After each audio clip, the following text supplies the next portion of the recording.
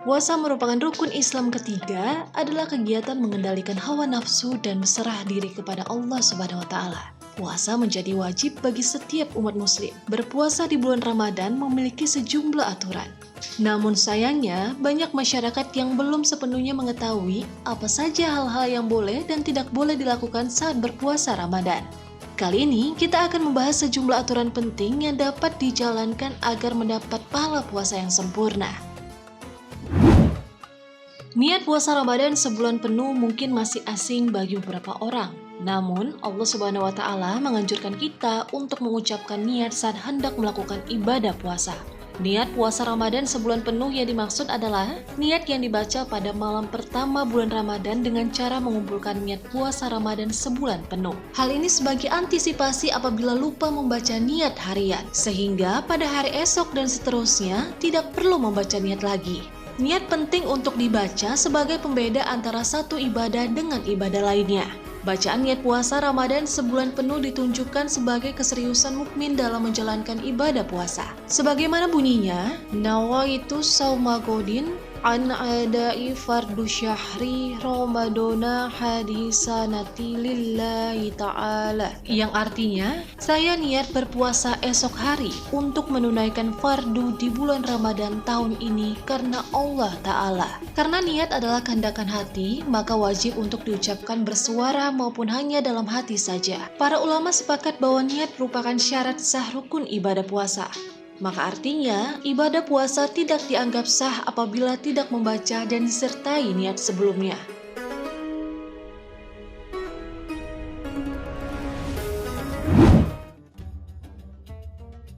Puasa Ramadan dan sholat merupakan rukun Islam yang wajib dilaksanakan oleh setiap muslim. Keduanya wajib dilaksanakan tanpa boleh mengesampingkan yang lain.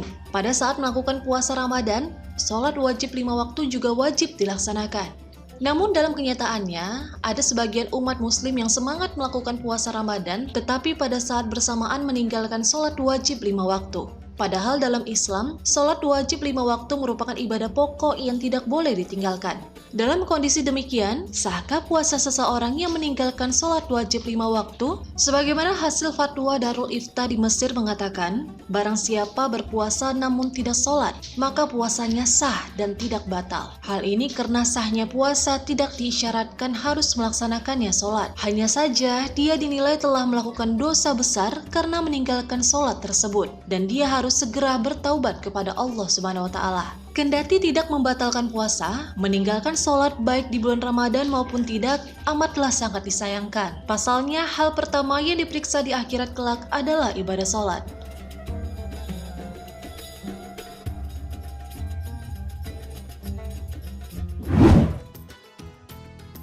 Meskipun waktu berbuka menjadi saat-saat yang sedang dinantikan, seringkali kita menunda waktu berbuka dengan alasan pekerjaan atau sedang dalam perjalanan. Terjebak macet misalnya. Namun, tahukah kamu bahwa menunda waktu berbuka puasa tidak baik dalam Islam? Karena Islam mengajarkan kepada kita untuk mengutamakan berbuka puasa ketika sudah waktunya. Sebagaimana yang telah tertera dalam hadis Rasulullah SAW yang diriwayatkan Anas bin Malik radhiyallahu anhu. Segerakanlah berbuka dan akhirkanlah sahur. Dalam hadis tersebut jelas diterangkan bahwa perintah berbuka puasa bagi orang yang berpuasa adalah wajib. Rasulullah SAW pernah bersabda, bagi orang yang melaksanakan puasa ada 2 kebahagiaan.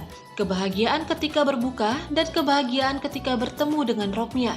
Ketika seseorang menahan lapar karena puasa, maka hal yang paling bahagia adalah saat berbuka. Saking bahagianya, apapun yang kita makan dan minum terasa enak, meski hanya makanan atau minuman biasa saja.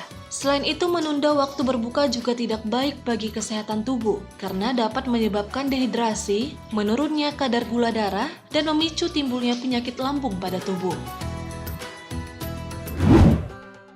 Ada 2 hal pokok dalam rukun puasa, yakni niat di malam hari dan menahan diri dari segala hal yang membatalkan puasa pada siang harinya, seperti memasukkan apapun ke dalam tubuh melalui lubang 7 yang meliputi lubang kedua mata, kedua telinga, hidung, dubur, dan kemaluan.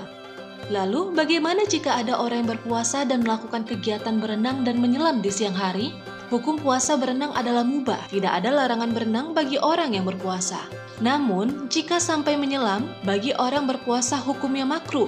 Puasa akan tetap sah jika tidak ada air yang masuk ke hidung, mulut, telinga, dan lubang lainnya. Disinilah pentingnya orang yang sadar bahwa dirinya sedang berpuasa untuk tidak ceroboh melakukan kegiatan mubah apalagi makruh. Karena menyelam adalah tindakan makruh bagi orang berpuasa, maka efek samping masuknya air ke mulut atau lainnya termasuk membatalkan puasa.